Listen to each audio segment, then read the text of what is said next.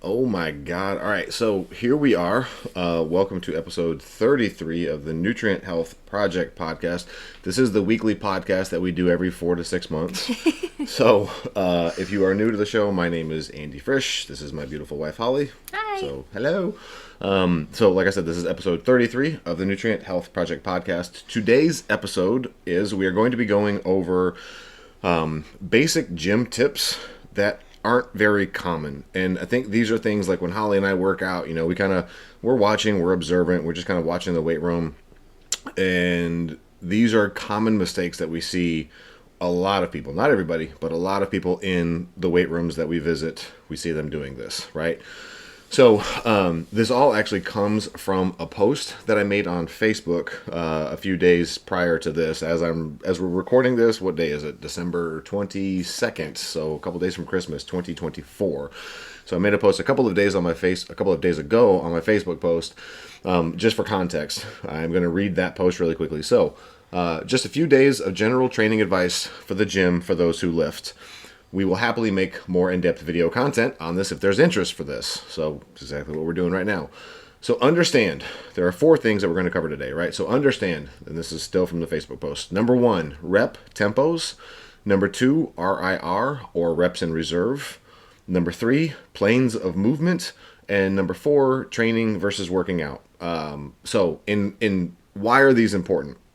If we look at these kind of in like relative order, so rep tempos are going to be important because many people just lift way too fast or have zero control when they're lifting weights, right? Number 2, reps in reserve. Many people just don't have an accurate gauge of their true intensity and potential. If anybody listening is familiar with David Goggins, I think one of the things he says, and I think this is like a Navy SEALs thing, right? But he says, when you think you're almost at your limit, you are only 40% of the way. Right. You're only 40% of the way there, right? So when you think, oh my God, I could not do another thing, most people are only 40% of the way there. They don't understand true training intensity, right? So that's where reps in reserve will really help, and the training versus working out will also make a big difference. So that'll come up. So number 3, why are planes of movement and working in different planes of movement, why are those important? So many people only perform exercises kind of going forwards, like sometimes they go backwards, rarely side to side, and even less kind of like rotationally. And we're going to get briefly into why those are important.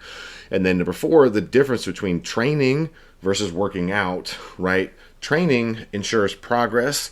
The other one really just ensures sweat. And it can give progress. So like working out can give you progress, but it's really only when we get organized, right? Which sometimes is a hard thing to do for people, but it's only when we get organized and look at like mapping out what we're doing and the way we're progressing in the weight room, that we actually really, really, really make those results for like years upon years upon years upon years, right? So just kind of, again, continuing on with the Facebook post, these could all make up much longer posts individually, but here's the long story short version for today. Number 1, rep tempos just refers to the speed at which you lower the weight, pause in the stretch position, lift the weight, pause in the contracted position. Okay, makes sense? And again, we'll dig into this a little bit more, right? So if I'm writing a program for someone and it says squat 3-1-2-0, what that means is that 3-1-2-0 refers to time in seconds, right? So 3 seconds, 1 second, 2 seconds, 0 seconds. The first number always, always, always refers to the lowering of the weight. And you have to think that's not always the first part of the movement that you're doing. But in a squat, so if it's squat 3-1-2-0, that means when you're squatting, you are, actually, I'm going to stop talking. I'm going to let you take it over. What would you do on a squat 3-1-2-0? So when you're squatting, as you're coming down into the squat, that's like 3 seconds down. You hold it for a second at the bottom, 2 seconds on the way up, and then no rest, right back into the squat on the next rep. Yep. So. And when you're in that paused position in the bottom, you want to make sure that, this is another fault we'll see, like, okay, someone might pause in the bottom, but you can tell that the muscles that should be keeping tension, that they're trying to put into that stretch position, like release. So this goes back to, it was like a year or 2 ago now, but with the squats that one time, right? So I was trying to explain to Holly this whole concept of like slow on the way down, a 1 second pause, and like go up 2 seconds, right? And what was happening is she was coming down for 3 seconds. She would pause for a second, but then before she went up, there was like a drop down really quick and then up, which was telling me that she was having to like re-engage the muscles, because if you're coming down slowly for those 3 seconds, only as far down as you can while keeping tension in your glutes, your quads, your hamstrings, right? Keeping those, obviously your torso, right? Your midsection, keeping those muscles tight for that 1 second. If you're truly doing that, you're not going to go down as low as you would if you just like drop as low as you can. Don't worry about your muscles, right? So that's kind of a giveaway if you're trying to pause in the bottom of a squat or the bottom of like a bench press or something, or bottom of an overhead press. If you're trying to do that pause and for a second you kind of like have to like drop down and then go up, number one, you might want to lower the weight a little bit, but like we're looking to not have to do that drop down and then lift. It should just be a slow, smooth acceleration out of the bottom contracted tight position. Okay. Right. So why is any of this important? Because slowing down and controlling the weight not only greatly reduces your chance of injury, it also improves your results, as well as possibly improving your form. So, and again, just kind of closing out this post, the first number always refers to the lowering of the weight, which is not always the first part of the movement, i.e. in a bicep curl, you're lifting the weight up first, right? And then you're lowering it down. So you have to think about that. So like a bicep curl 3, 1, 2, 0, the first movement you're doing is that 2, right? Because you're lowering, pausing, lifting, pausing. In a bicep curl, you're lifting first and then pausing and then coming down, right? But you're still going to write it 3, 1, 2, 0, okay? So, and then I said, I'll cover numbers 2 through 4 over the next 3 days. And I realized it would probably be better if we just went ahead and did this podcast episode, which is where we are. So, we kind of like skipped the little intro housekeeping, right? But just, I will say, if you are listening to the podcast, if you're a fan of the podcast, if you're a fan of Holly and I, all we're trying to do, like, we don't run any ads on the podcast, right? We do a lot of the things we do. Like when we have people order lab work, I could be charging upsells on that. I don't, right? I give people, we give people 30% discounts on all of the supplements, right? We could get greedy and take more of the share of that. We don't. Right? So like we don't run ads on the podcast just out of respect for your ears and for your schedules. I know we both listen to a lot of podcasts, and the first thing I do when an ad starts is I skip through it, right? It's a waste of my time. So we don't do that for you. Really, all we ask is if you get anything from benefit, it's just spread the word for Nutrient Health and Fitness. We're trying to grow this. We are now at over 900 subscribers. Our mission for 2025 too is to be producing content on a regular basis, and I think we're going to do a very good job of that because of the system that we have set up now. Instead of like wishing for it to happen, we actually have a system set up, right?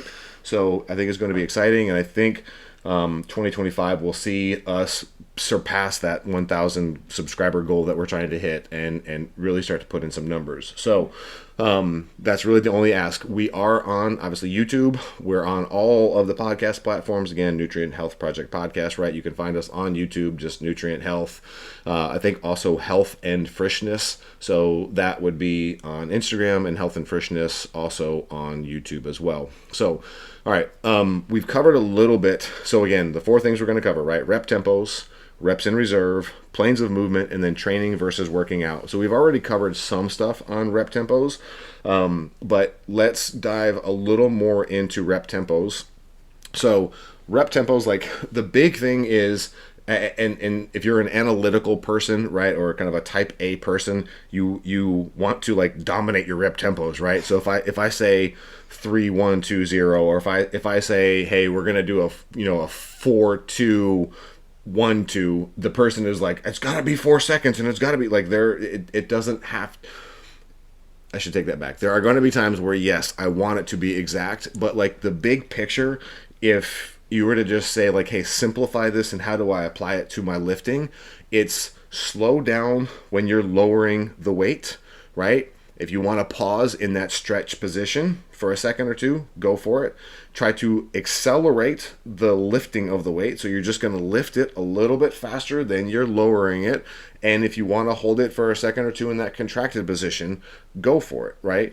And you'll find that like different exercises work better for doing like different holds. So I love, like in a bench press, I love really accentuating, like the stretch in the bottom position of a bench press I don't like accentuating the contracted position. Like I don't like when I lift the bar or the dumbbells over me. I'm not going to sit there and like lock it out and just feel like, oh, that feels good. Like I don't really get much out of it, right? But when I come down in that bench press, and I know you can agree with me on this, that stretch position, More intense. yeah, and it like opens up the joints, right? There's a lot of research that's showing that it's in that stretch position of the lift where you really induce growth. So for those ladies out there that are listening, where you want to focus on growing your glutes, you're trying to get that peach, right?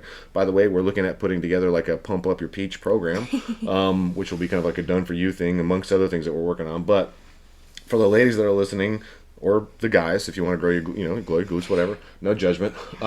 That means you're going to really want to focus on squats or lunges and step ups and holding that stretch position in the bottom, right? When your glutes are like stretched to their max, trying to keep that range where you're putting a lot of tension and time in that area, right?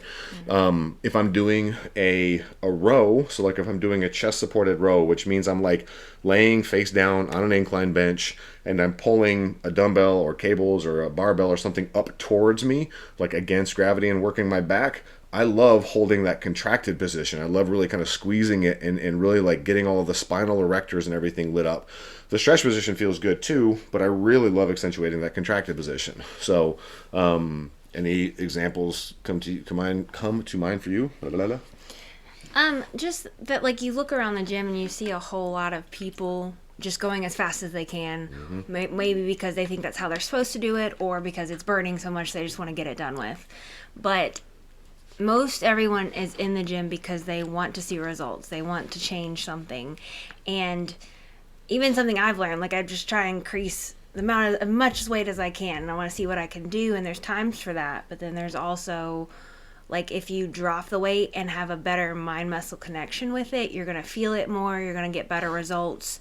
And you have to kind of, your ego gets a little hit, because you're like, well, I'm not lifting as much as I can, or I don't look like I'm lifting a whole bunch of weight. But if you feel it and you have the results, like, that's what we're there for. Yep. To feel good, to look good. Yep. And so it's putting away the ego a little bit and feeling it more than how much weight you can lift. Yeah, and there are definitely times, I think, for both of us where you go into the gym, you start feeling good, and the program is to do 3 to 4 sets of 8 to 10 or whatever it is for that day. And you're like, I think I can go heavier. And like, I want to go heavier, right? And especially if you're in a gym environment, maybe the guy or the girl on the squat rack next to you or on the cable machine next to you is lifting a little bit, and you're like, I should be lifting more too. So it is really having to, sometimes you have to be just honest with yourself, I guess, like she's saying, take the pride out of it, right? And remember, I'm trying to focus more on the feel. Because here's the thing, like when it comes to this, so, and she and I will talk about it, because she'll still defer to me a lot when we're working out, hey, should I do this or should I do that? And so if it's coming something like a squat, right? Holly's goal with a squat, and I'll ask you this, is your goal with a squat to lift a certain amount of weight, or is your goal with a squat to build your legs and your glutes and build your body with the squat? Build my body. So you don't really give two shits about how much weight you've lifted. It's more about the results and the feel for what you're doing with the weight, right? So, and over time, provided that you're keeping a weight that's challenging, that you hit these other reps in reserve and the things that we're talking about, provided that you're staying in that area, over time you build up to those respectable weights. But then you make that respectable weight look so much easier, right? Like when we first started training together, Miss Holly over here hit the max was a 265-pound barbell squat, right? Which to me is still insane. Today probably couldn't do that, right? But it's like you spent a lot of time in the weight room back then. You were working out 2 to 3 hours a day, pretty much, like 5 to 6 days a week back then. Obviously a little too much. But the other side of it is, like, I look back and I wonder, because I think not too long after that, like, we kind of stopped. We took a break from the gym, right? We got married and kind of like did our own thing and trained at home and all that. And then we finally came back to the gym a couple years later. But I think a big part of it was, like, if we kept going that route, because you were still in your first probably 3 to 4 years of training at that time. If we kept just pushing you, yes, you have the strength for it, but I don't think your tendons and ligaments and things like that were ready for it. And I'm wondering if in an alternate reality, if there's a timeline where you blow your knee out or something back then because you were like, let's do 315. Right. Because I remember looking at the time, like when you hit that 265, thinking like, that's got to be like at your height and your weight, because you were what, 5'3", like 127 pounds or something like that, doing 265-pound squat, like ass to grass, where other guys are walking by and like, damn, like that's really good. But yeah, I'm really, really curious. Like, I feel like the smart thing is what we've done, where it's like, bring it back, build the connective tissue, focus on the feel of it. And I mean, you've always looked good since you've, well, I mean, you were always beautiful before you lost the weight, but like, you've always looked good in athletics since you've lost it. Mm-hmm. And I think now that we're training way more intelligently and we've applied these things that we're teaching you guys on this episode, you look so much more athletic. You have muscle definition across your body. Even in like the puffiest stage of your menstrual cycle, you still have definition, right? And that's something that not every woman can say. So right. And like, I hit that, like it felt amazing to hit the 265 because I was ecstatic, like, oh, I lifted that, I did that. But at the same time, when I finished it, like my back, I just felt like very compressed and it didn't feel great. Yep. And it's like I can lift intelligently and lift and feel better after a lift than beating myself down. So, and still get the results that I want. And that fundamentally what you just said, lift intelligently, like that's what we're trying to do with all of this. So yeah, all right. If we move on, the last thing I'll say too, and she kind of mentioned this, but the other benefit to just like slowing down. So most people like don't even think about rep tempos, right? They do the set and it's like, oh God, like slow down, because it's just like I can almost hear people's rotator cuffs like just getting destroyed on bench presses, the way they bench, or hear people's hips and knees like crying out when they just like free fall drop down on a squat, right? It's like, pull yourself down on a squat, pull the bar down to you on a bench press, and then push it away. So you'll get a better feel for it. Yes, you might have to lower the weight like we've been saying, but you'll get a much better feel for the exercise. And like, ultimately, look at it like this. If you're in a gym, you probably have a goal to be there, right? If, as most people that we work with, if your goal is to build or change or shape your body somehow, then you should focus more on the feel of the movement, not how much you're lifting, right? Now, once you get the feel for the movement down and the feel for the weight, then you can obviously progress the weight, right? It's not that you always have to lift lighter, but I think if you came into the weight room and you said, I'm not so much worried about, the muscles that I grow or the weight that I lose, I just want to squat 315. I just want to squat 405, right? I want to do a certain number of weight, then yes, like that's the direction where I would say don't worry so much about how the way the weight feels, worry about the numbers that you're putting up, right? But tempo is still important in that as well. So, but yeah, slowing down, don't worry so much about what the person next to you is lifting or across the weight room is lifting, or that the cute guy or girl in the weight room is there. Like, don't give two shits about any of that. Focus on the feel for the weight that you're lifting, control it on the way down. Pause in that stretch position for 1 to 3 seconds. Lift it either in a controlled or explosive manner, and then pause in the contracted position if you want to. So, exactly. Any other closing thoughts on that one? No. Okay. So the next one is reps in reserve. You want to start to tackle this one? Sure. Go for it. So obviously, when I think of reps in reserve, I think of like stopping a few reps shy of failure. At least for like, if I'm doing 4 sets, I'm gonna like stop short of failure for the first 3 sets, and then that last one, that's when I'll let myself go to failure until like I just can't do anymore. And I've gotten a great amount of reps in that time, and then it truly is a measure of intensity, because a lot of people think like, well, I could probably only do like 5 more reps or whatever, and then you just keep going. Like we've had plenty of times with our clients that like, they're like, oh, I could only do 2 or 3 more, and they end up like doing 10 or 12 more, and they're like, oh, I had no idea. Yep. And so it just really helps you like mentally figure out how much farther you could go. Yep. And I mean, obviously all really, really good points there. I think when I first start training someone, if they're new to the weight room, I don't really bring in reps in reserve. We might talk about it, but I'm not going to like hold them to it because they're just trying to figure out their body in the weight room. They're just trying to figure out like, how does this movement feel? Oh my God, that one made me so sore I couldn't cough, right? And this one, my husband had to install handrails in the bathroom, right? Whatever it is. So like just get a feel for things. Excuse me. We might talk about reps in reserve, but I'm not going to really apply it until someone's been with us for a couple of months and they're like, okay, they're sticking to it. They like the weight room. They're kind of catching the itch and the bug of like the benefit of coming to the weight room, right? And then it's like, okay, now you've got a feel for it. We've made it a habit and you've got that itch for coming to the gym. Now let's start increasing the intensity of the working out, the training, excuse me. But let's increase the intensity of your workouts so that you can actually get the results that you're looking for. Okay. So reps in reserve, fundamentally what that boils down to, like it's another form of maybe a more common way of measuring the intensity of your lifts, which is referred to as RPE, or just ratings of perceived exertion. So that the RPE, or rating of perceived exertion, is basically me just saying like, hey Holly, on that set that you just did, on a scale of 1 to 10, 1 is a feather and 10 is a bag of bowling balls. Many clients that might have listened to this episode have heard me say that. How heavy was that lift, right? And people, probably a 5 or a 6 or a 7.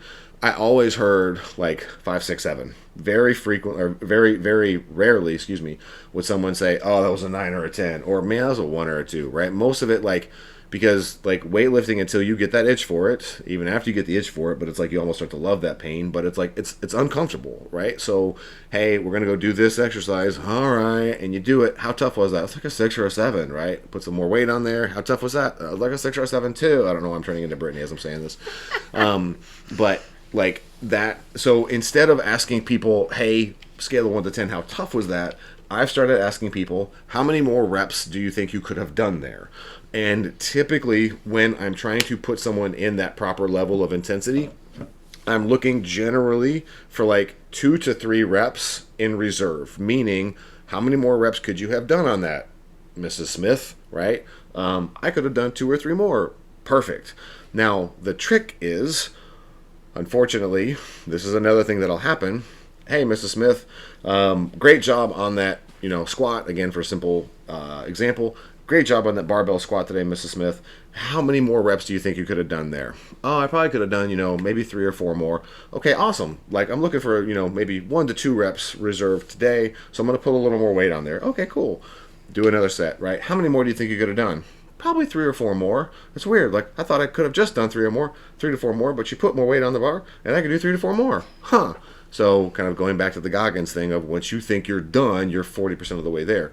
Put some more weight on the bar. Okay, do another set. How many more could you have done? You're not going to believe me, but I think I could have done 3 or 4 more on that. I don't know what's happening. All right, cool. Put a little more, and I'm smiling and smirking. This has happened many times in the weight room, right? I'm smirking, I'm smiling, put some more weight on there, and then I finally hear, okay, I could have done like 2 or 3 more on that. That's my number. Now you understand, right? But if I stopped on that first set, right, we were like three sets shy of like more weight, better feel, form is good, controlled movement, right? We're looking for that, again, usually like 2 to 3 reps in reserve. And then with what Holly said, so if I tell someone, okay, I want 10 to 12 reps on this, 99% of people always do 12 reps. So if we're going to do 4 sets, 10 to 12 reps, right? That means you're trying to do 10 to 12 4 different times. Many people are like, well, if 10 is good, 12's got to be better, yo. So they do 12, 12, 12, 12, okay? At the very least, if you're able to do 12, 12, 12, 12, and the rep range is 10 to 12 on that specific exercise, that means the next time you're going, you sure as hell should be adding more weight because you're hitting that top number every time, right? Mm-hmm. But you're trying to stay in 10 to 12. So another way of knowing that you're at a good weight is if when you lift, you got 10, you might have gotten 12. Hence, you had 2 reps in reserve, right? And then, again, I think that was just the door creaking. Yeah. Sorry, there was like a random noise that just happened, and I think it was just a cold. So, but if you are like able to then do 10, 10, 10, and then okay, on this last one, like, we're gonna fight for it, and if you can get 12, we're gonna try to. Then we know that you're actually really pushing, right? And maybe like that last 11 and 12, maybe they don't happen, so then we know we're in a really good rep range, and then next time we're going to try and do like 10, 10, 10, 11, right? Something like that instead of 10, 10, 10, 10. But at the very least, like if you get 10, 10, 10, 12, then you know you really had to fight for that 11th and 12th rep, and you know you're really getting that benefit. You're pushing your body to, like, here's the thing, getting close to failure is like, that's that magic area. A lot of people lift a weight too quick with no control, right? And they just do it until it burns. Excuse me, until it burns. Well, reps in reserve goes way past the burn, right? When it starts burning, that's like you're now opening the door to the muscle to be able to be changed. Most people feel burn and they're like, okay, stop, right? And it's like, no. Like, the burn is like, okay, now your muscle's like, oh, you're wanting me to change. Well, let's do it then, right? So, and that's that reps in reserve. Well, I was thinking like the Ali crunches. Yep. Where you crunch until you start burning, and then you start counting once you're burning. Yep. Yeah, that was she said the Ali crunches, right? Like Muhammad Ali. I think I've talked about that in a past episode somewhere. But we're now at the point where I don't remember things that we've talked about in podcast episodes. Just 33 episodes in. Well, but so Muhammad Ali was asked, rest in peace, but Muhammad Ali was asked by a reporter decades ago how many sit-ups he did, how many crunches or sit-ups he does. He was like, I don't know. I don't start counting until it burns. So that is something that I, from time to time, if I'm feeling a little devious when I'm putting together workouts for clients, is I'll have them do, say, 10 Ali crunches. And they're like, that's it, just 10? It's like, well, you have to crunch until it burns, and then you start counting 10 reps, right? So something like that. So, but it's really a way to amplify the results from the thing that you're doing, because you're getting so close to failure. Because again, that burn is where most people think of, like, I'm done. And it's like, oh, contraire mon frere, you're 40% of the way. Yeah, like, no, you have more to push, right? So reps in reserve is a great way. It's like a true measure of your intensity, but you have to understand what that intensity is. Like I said, with the clients who they're like, oh, 3 or 4 more reps. Oh, 3 or 4 more reps. Oh, 3 or 4 more reps. Okay, 2 to 3 reps. Like push yourself in that weight room. Understand what that means. Obviously, push yourself with good form, which is why we said the tempo thing first, because tempo is going to make sure that it's going to at least help greatly increase the chance that you have good form, right? And then this reps in reserve is going to tell you, okay, like, this is when you're wanting to stop on that particular set. Okay, so if you just take those two away, your training intensity and the results you get from the gym will look substantially different, right? And I think I have it written in later on in the notes here, but I'll hear people ask, like, how do I look all the time like I look when I'm done working out, right? And I remember having that thought probably like 10 plus years ago, where I would get done working out. I'm like, man, like, I look good, I'm pumped up and I'm shredded, but then, like, 5 or 6 hours later or the next day or something, it's like I'm just kind of like a moderately in shape guy. My muscles are not pumped up anymore. And it was like, with these things is where that change in my physique has happened. So now I feel like I look like I work out, even if I'm just walking around Kroger in the grocery store, right? So unless my pants are super really baggy, maybe not. But anyways, okay, so on to the next one, planes of movement.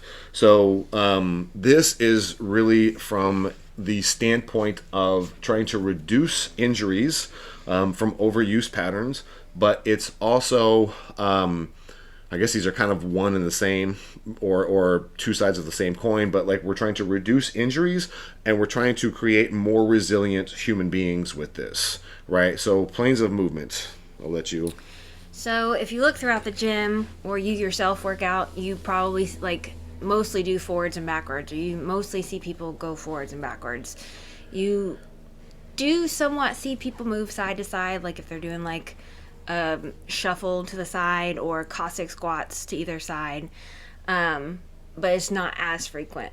And then even more so, like, I hardly ever see people do rotational work. Like, right. Obviously you and me do some. We see a couple people on Instagram who are higher up. Yep. But just the everyday Joe Blow, you don't see doing rotational movements. Right. And if you think about doing only forwards and backwards, that's repetitive movement over and over and over. You're probably likely going to get injuries or pain from that because it's a repetitive movement. Whereas if you're working in all the different planes, you're keeping everything healthy, keeping joints healthy, and it's going to be a better overall, like with pain and then results that you get. Yep. So. And just for anybody listening that's not understanding what we're talking about here with this, also, she said an exercise there that I want to make sure everybody knows. She said Cossack squat. Mm-hmm. So a Cossack squat is basically if you're standing there, and it's just like basically like a side lunge, side lunge. But you would, as you're standing there, you're going to like kind of like get your feet out really far, like really out wide. So you're almost kind of like standing spread eagle essentially. And then you're going to start putting your butt back as you go to one leg, right? So like let's say you sit back to the right as you go to your right leg. So your left leg is going to stay out straight as you sit back and kind of do like essentially like a one-legged squat to the side. And then you stand up back to the center. You can, keep going to the right side. If you want to alternate, you can back and forth. But that's a Cossack squat. Really, really good hitting that. Now, I should have looked beforehand because I'm going to get these planes mixed up because you've got frontal plane, you've got lateral plane, you've sagittal. I'm getting them all mixed up. Yeah. But to go back to what we're talking about. So like she said, most people kind of go, forward and some go backwards. If you do a squat, again, barbell squat, or if you do a lunge, like just a forward walking lunge or even a reverse lunge, what direction does your knee go? Your knee goes forward, right? If you are on a treadmill, what direction are your feet and knees going? They are going forward. If you're on a stair mill, your knees are going forward. If you're on a leg extension, you're going forward. If you're on a seated hamstring, you're going forward, right? So you can see step ups going forward, right? Everything is in that plane. God, I should have reviewed this. I feel like it's frontal plane, but I don't want to be an idiot on my own podcast. And I would Google it, but I'm not that worried about it. So if you go on a tangent as you're doing that, I might take the time to look real quick. But so another way of looking at this, if you go on a tangent, like I'm the tangent. The hell am I saying? When does that happen? Yeah. If you think of like just looking down at your body from the top, and you're like, how am I going to say this? Like putting a pane of glass, right, or just a plane going like forwards and backwards, a plane going to the sides, coming like splitting your body in half, basically horizontally, splitting your body. I'm trying to not get into geometry on this. I think you guys are understanding it. Like I want to pull up a diagram to show like the different planes, but the forward movement, the lunges, the squats, right? Again, the walking, the running, all of that stuff is forwards, right? Very rarely, like if I get on a treadmill and I do like the backwards, like kind of the knees over toe stuff, working on my quads, if I'm going backwards on the treadmill, you do see more and more people doing that. Mm-hmm. But even just going backward on a treadmill, people are like, what are you doing? What's that about, right? Look at you, Mr. Fancy Pants. It's like, I'm just trying to work my quads. I don't care if anybody, I would do this by myself with 0 people in the weight room. I don't care. That's forwards and backwards. So, but human beings are made to move in all 3 planes, right? We're not made to just walk straight forward, right?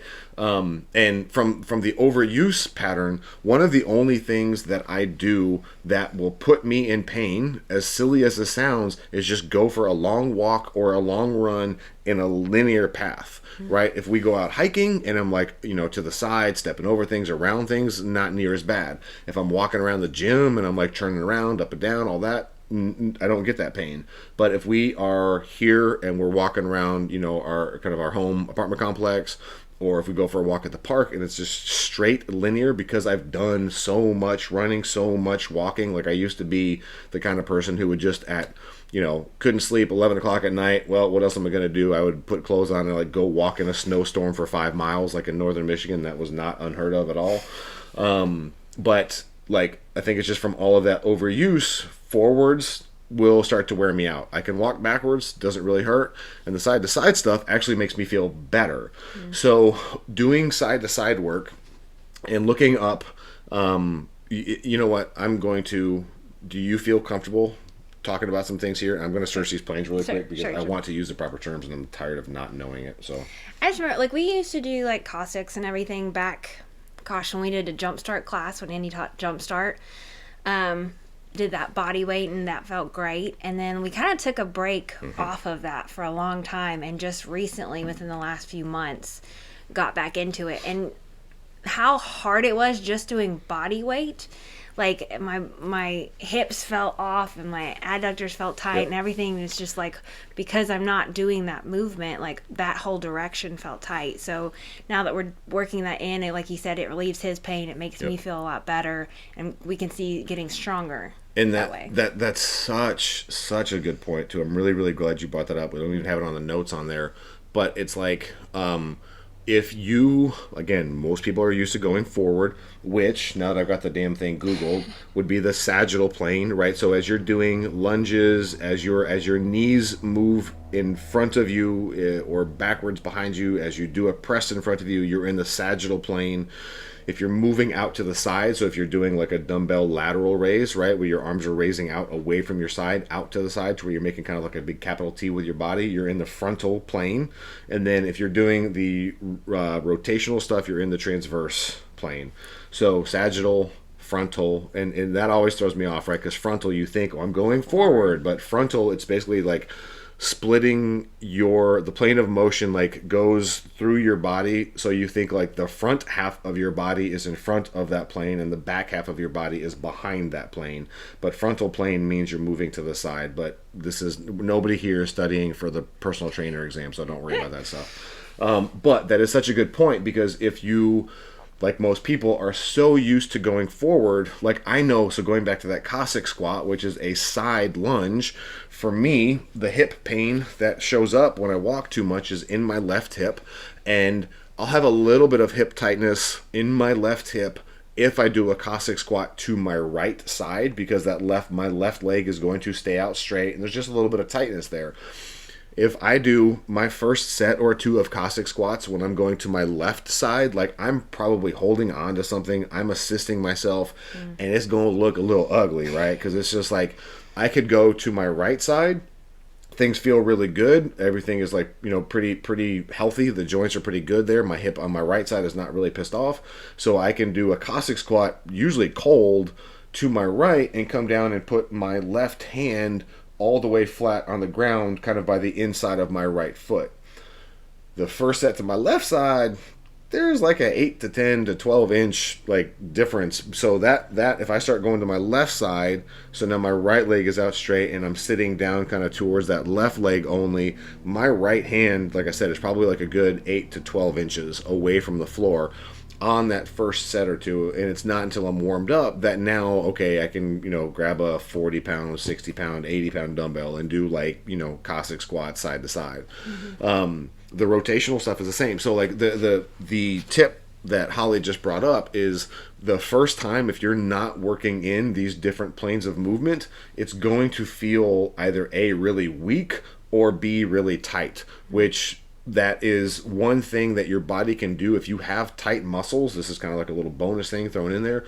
If you have tight muscles in your body, that muscle can be weak or can be really strong, right? Like a tight muscle could be, again, it's a muscle that you potentially chronically worked, so it's like really strong and it overpowers everything and it's tight from always being worked. Or a muscle could be tight because it's weak and it's the body trying to protect you from not using that muscle. So like if I go back to the example of my hips, like all of the hip flexor muscles, like my quads, everything, all like the smaller, finer muscles of the hip on my right side are not like, oh my God, noticeably, but like substantially like bigger and stronger on my left side on my right side than they are on my left side. So that tells me that some of this tightness and pain I have in my hip is from those muscles being weak and my body trying to protect me from using my hip, right? It's basically like there's pain there and my body is saying like, hey, it's not strong enough to do whatever you're wanting to do. So that's why I've been doing a lot of like just exploring. I've gone to like a bunch of different health professionals, have got a little bit of relief here and there, but it's just been my own journey trying to do this. And that's why I'm doing a lot of like unilateral work, just working on that left side, doing things to the side, doing things rotationally, trying to like shore up weaknesses and imbalances in my hip, because I've done decades of forward and backwards and very little side to side, very little rotational, right? So any other thoughts? I think you covered it. So that was, again, just it's the repetitive movements, right? So change some things up, and that's it opens up, I mean, literally 2 other planes of movement, right? Because you're always going forward. So now we can start doing things to the side. We can start doing things rotationally, right? And I mean, so if we think of like, again, just brief exercises. So, the forward stuff, I've given you a bunch of examples on. The side to side stuff, like we said, the Cossack squats, you can put like a hip circle, which is, if you're not familiar, kind of like those shorter, thicker bands that you'll see, people put around their legs when they're doing like kind of glute work. Put a hip circle on like right above your knees, or down on your feet, wherever you want to have it, and you're doing like side steps, right? That would be something in that frontal plane. You could do, give me other, like side. You could do like side bends. So if you're just holding a dumbbell, like a suitcase crunch, if you're holding a dumbbell. By the way, if anybody's listening to this, if you do a suitcase crunch, which is where you're just holding a weight, like, and it's your arm is just like down to the side, like you're just like carrying groceries or something. And a suitcase crunch is where you bend to the side and then you bend back over, like your side is like an accordion, right? You open it and stretch it, and then you come back over and squeeze it. You don't get a lot of benefit from doing a suitcase crunch with weights in both hands, right? Because you're kind of like balancing out the whole thing. I see so many people, not so many people, but I'll see some people where they're like holding like 2 10s or 2 15s and it's like side to side. And it's like, drop one weight and then work one side at a time. It's like, oh, wow. But yeah, that was another one. Do you have any? Some glute med work. Yeah, glute medius work. So perfect. So if you are familiar with the abductor or adductor machines, so like abductor and adductor, so where you sit down on the machine, some more uncouth clients I've had in the past have called that the yes and no machine. It is what it is. I think I laughed so hard I cried the first time I heard that. But like the machine where you sit down, right, and you're pushing your legs out against it to kind of work kind of like that side ass. And then the other one, the adduction, adduction, where you're adding your legs together, you're squeezing in and working the inner thigh. That's working kind of in that frontal plane.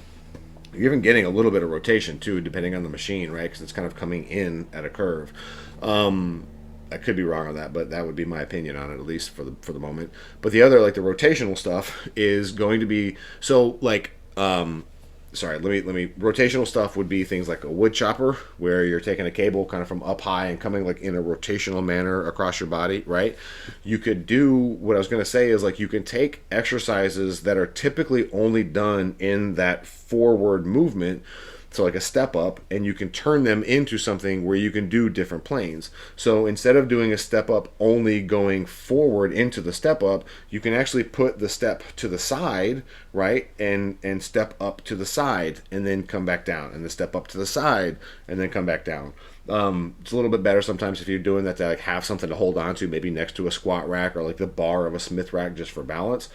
But you can also make a step up a rotational thing. So you could do that by having the step. So like say you're standing facing forward, the step is like to your left side, right? So a rotational step up would look like you're going to like in one movement, like start to turn towards the step, lift that left leg and put it on the step up, and then as you're stepping back down, like rotate back away so it's to your side again and come back to where you're in that beginning or that start position, right?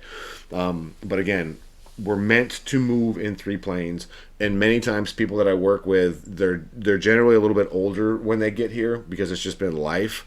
But when we start doing side movement, it's really difficult for them, but they start to notice big benefits from doing that. So 3 planes of movement.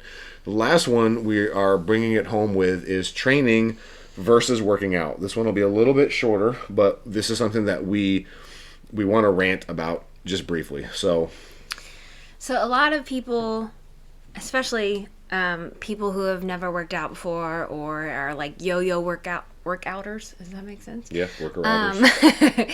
They just come in and think like, as long as I get a sweat, I'm doing good. And if you are like, if you've been sitting on the couch for a year and you haven't done anything, or you're one who comes every few weeks, then just moving and getting a sweat is going to be great for you. Like, it's way better than just sitting on the couch. And there's even things like, classes. A lot of classes, you're getting a sweat in, you're getting community, you're getting accountability because you meet people there and they know that you're coming. So that's a great thing to start if you're just starting, if you're starting for the new year, if you've just been sitting on the couch. Those are great things, and that's going to keep you accountable and start you on your journey. But as you get more advanced, actually training specifically is going to get you to your goals. If you want to look like a superhero, or you want to look like an athlete, you've got to train specifically for that. You can't just come in and like go run on the treadmill for a few minutes and then come do some bicep curls and then go over here and do some lunges. Like, you've got to be specific for what your goal is. And so there's a big difference in just training versus working out. Yep, massively. And this is, again, one of those where it just looks like a lot of people, just again from outward observation, right? Who knows? Maybe these people are following a plan, and the plan is just kind of different.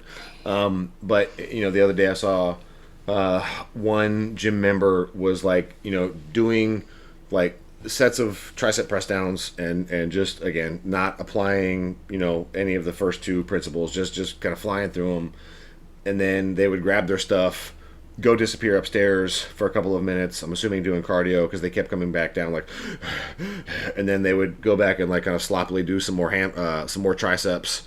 And I saw that repeat itself over the course of like 30 to 40 minutes. And I'm like, what are they doing right now? I don't understand. So it's like muscles and changing your body requires specificity. I thought I was going to nail it on the first time. That's always one of those words that gets me.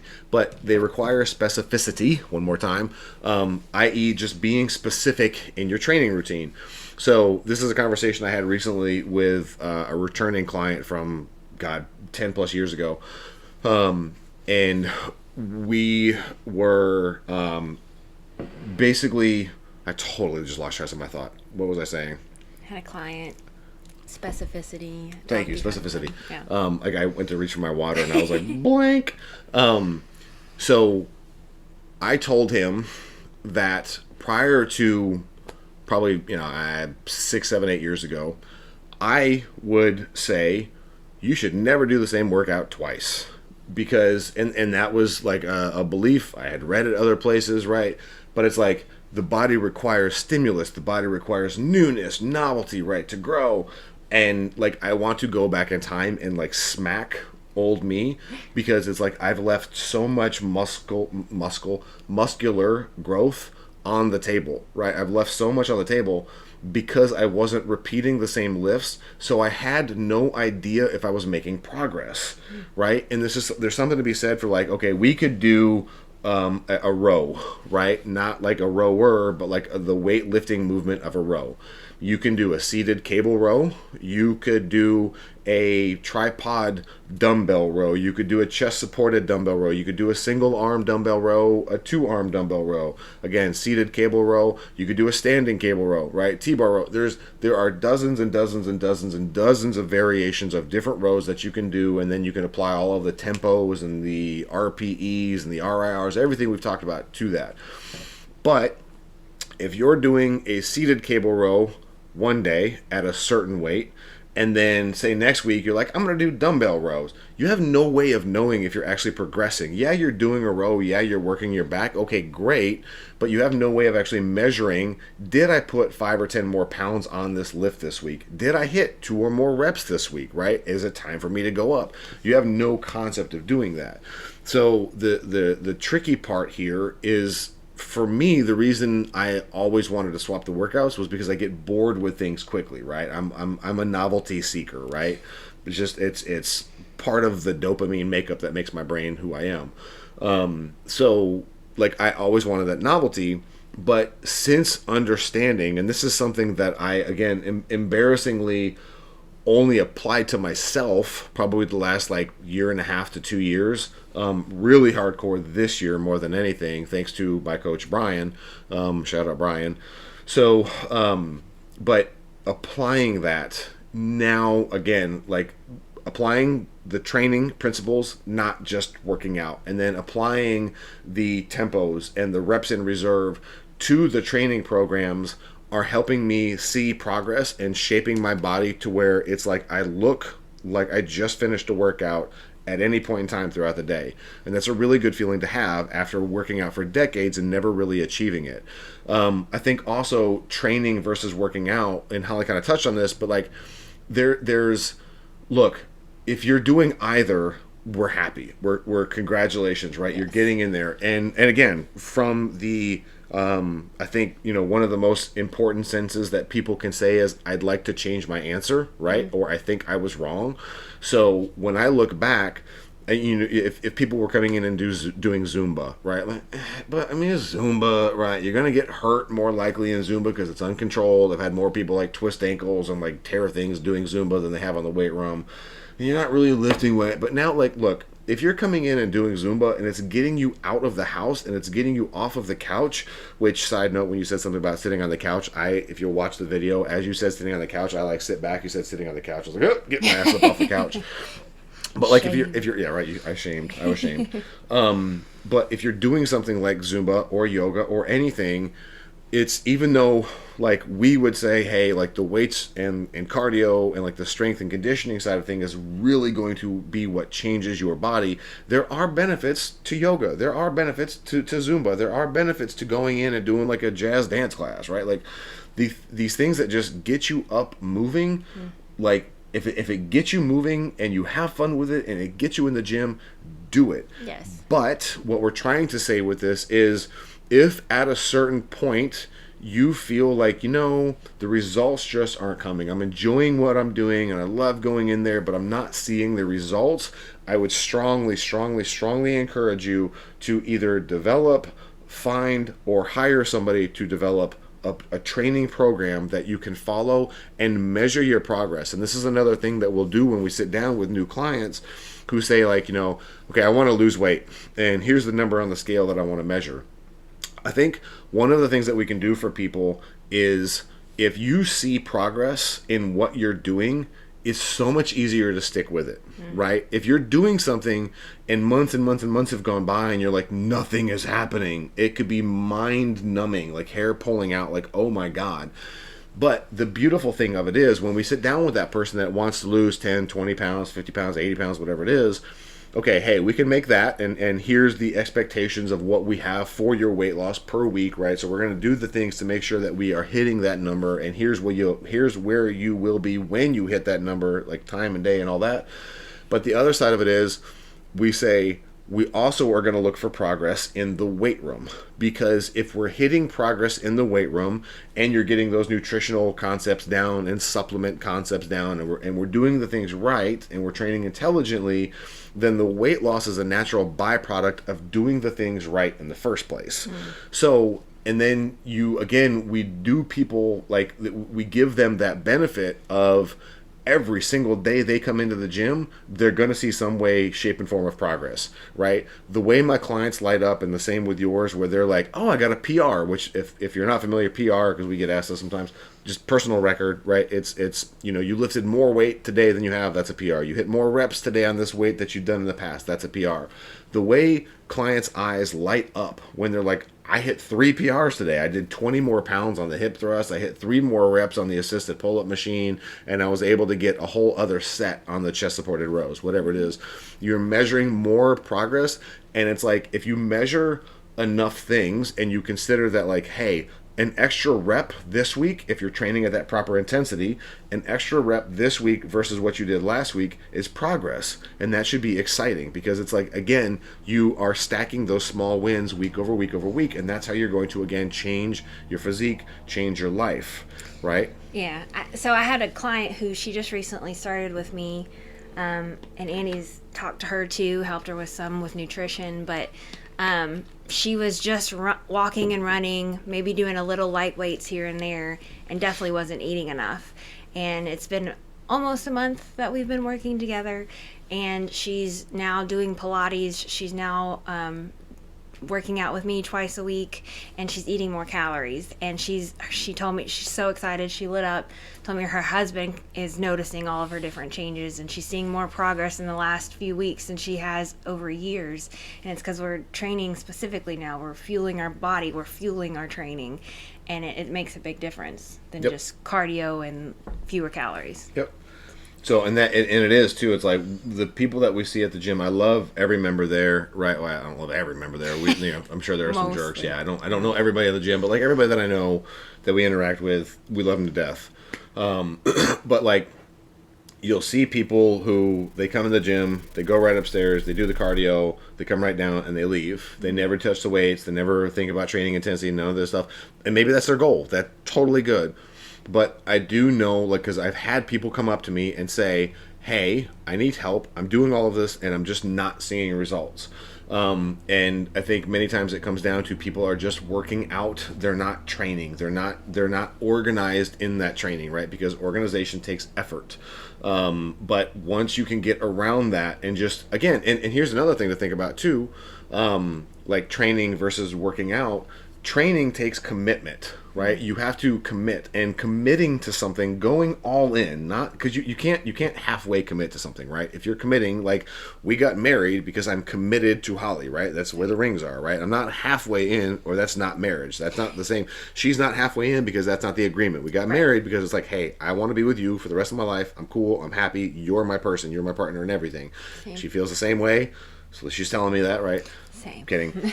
So, training, you have to commit to it. Right. Working out, it's like, I'm gonna go to the gym. What are you gonna do? I don't know. Right. So now I will say that Holly and I, you might see us like walk into the gym or into a gym and kind of like look around like, what do you feel like doing today? We might like we auto regulate our workouts. So maybe we go into the gym and we don't know if we're going to do back or chest or shoulders or arms or abs or legs or whatever the thing is. But once we're like, let's do this body part, we have the programs in our head and it's like, okay, here's what we're doing. And the other thing, I started to say this earlier, but I got off point, was a drawback to this. So I think working out, because it's basically a random smattering of things that you do, right? It could be very spur of the moment. Again, it's novelty, right? It's something new. So last week I did seated cable row. This week I'm going to do chest supported dumbbell row, right? It's just something different. So there's that level of committing to the actual training program, but committing to doing the same thing over and over and over can get boring. It can get monotonous, right? Even unless you're like able to so hardcore dial into like, I'm making progress and that's awesome. It's still like, oh, here's this exercise again. And then, I mean, God forbid you're not making progress on anything. Then you're like, why am I even doing this? At which point we'll talk more on here in a second. But so working out is full of novelty. Every day you're going in, it's just like randomly, I'm going to go do that machine because it's open, right? And like, oh, I was going to do that machine, but it's not. So I'll go do this one because it's open. So I think it's important, like everybody is going to have a different level of desire for novelty in the weight room, right? So for me, it's like, again, I hired my first ever coach back in May, and we've worked every month since I cannot talk. We have worked together every month since then. One of the best investments in my life, by the way. Again, shout out, thank you, Brian. But the programs he put together for me, it was tough because I was doing my own training, and it's like, all right, here are these 4 or 5 workouts that you're supposed to do every week, week after week after week. Do not change anything.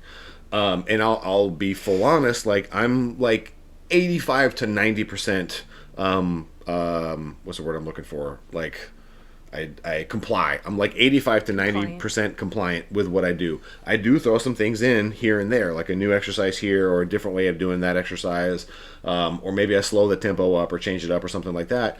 So there is something to be said for like, You can take a break from training if you want to. Give yourself, go do something fun. Or maybe another thing that we'll do on like Saturdays or Sundays, if we've hit all of the big body parts and we go in on a Saturday or Sunday, it's like, what do you want to do? We kind of give ourselves like a recess workout, essentially, where it's like, go do whatever you want to go do. And we just refer to them as like hodgepodge workouts, right? So it's the accessories, right? Accessories and abs and arms and all of the things like hips tight, I'm going to work that, whatever it is. So that's another way you can kind of give. It's like a cheat meal for your training routine.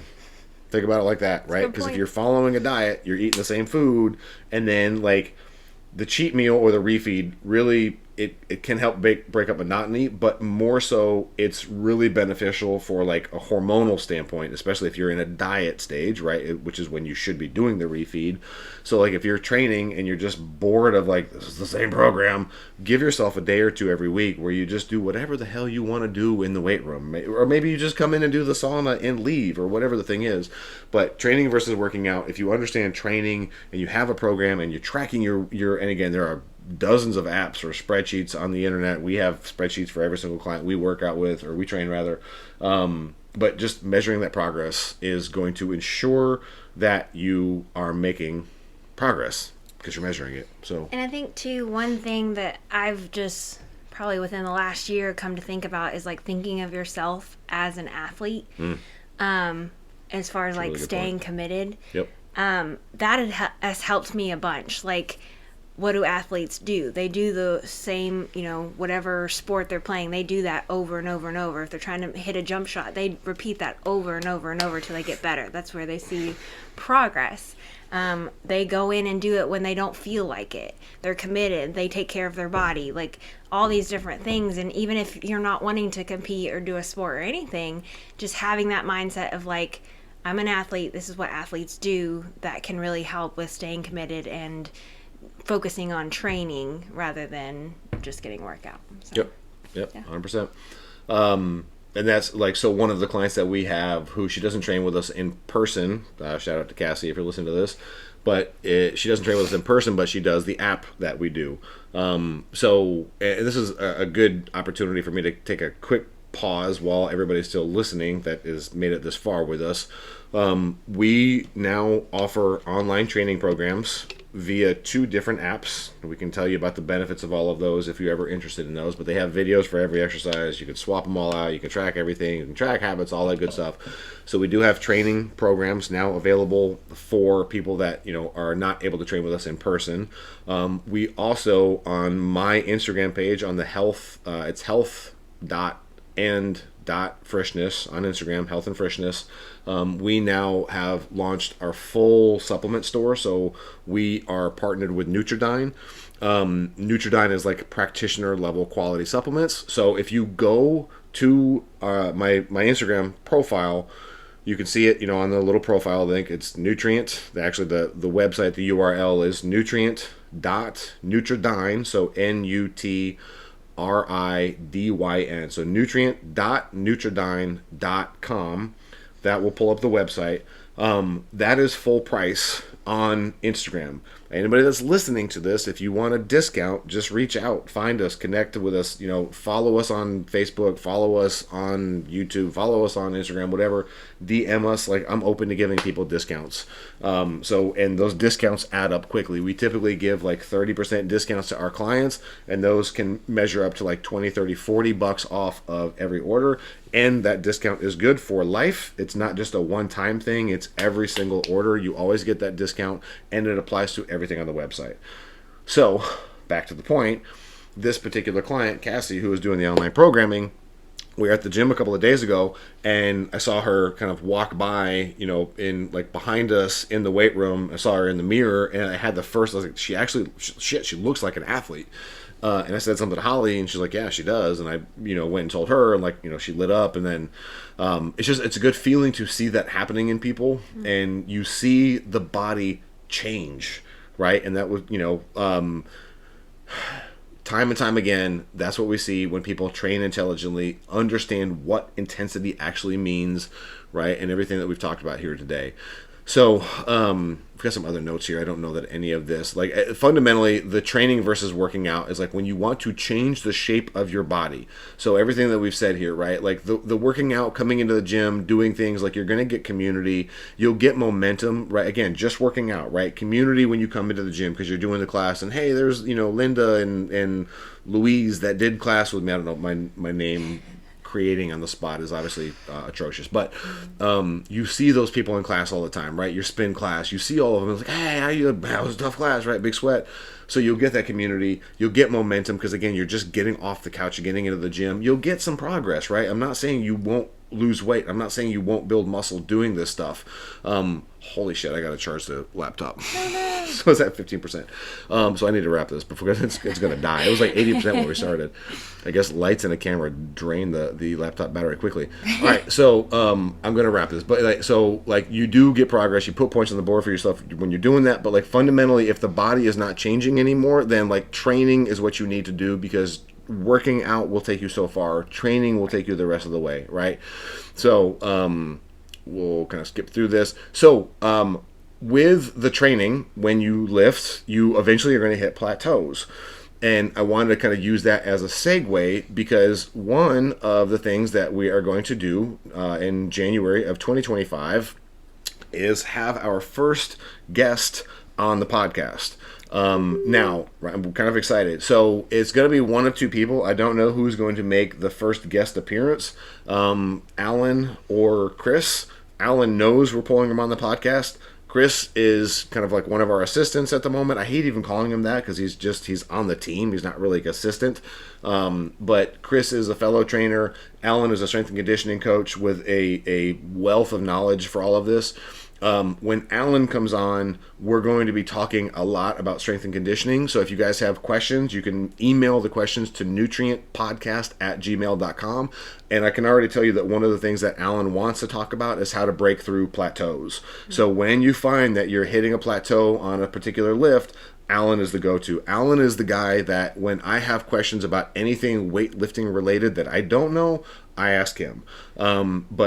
So I don't know if it's going to be Alan or Chris that'll make it on first. When Chris comes on, we'll probably just shoot the shit on all things training, nutrition, just talking about all of this health and fitness stuff. We might come up with a specific topic, but I definitely want you guys to all be way more familiar with Alan and way more familiar with Chris. Mm-hmm. So like I said, those are coming up, and we're very excited for it. So, but if you want more content like this, please make sure you subscribe and share so you guys won't miss the next episode. Above all else, please subscribe to the YouTube channel. Yes. We are aiming for close to 1,000. Yep, we're at like 905 or something like that. Like if we just put out content more consistently, we'd probably be there. So, but yes, that 1,000 subscriber goal is what we're trying to get to, and then we'll probably go for 2,000 subscribers after that. So onward and upwards. But if you want even more, find us on Instagram, health.end.freshness. Holly, what is your Instagram? Little Fit Frish? Little Fit Frish. Little Fit Frish. Yeah. So, but yeah, find us on there. And then again, guys, as always, if you have any questions or thoughts or feedback on the podcast, please email us at NutrientPodcast@gmail.com. Other than that is everything that we have. Thank you for listening to today's episode number 33, Basic Gym Tips, and we will see you guys on the next one. See ya. Yep. Episode done. Woo. Love y'all. Thank you for listening. Okay. Thanks. Later, guys.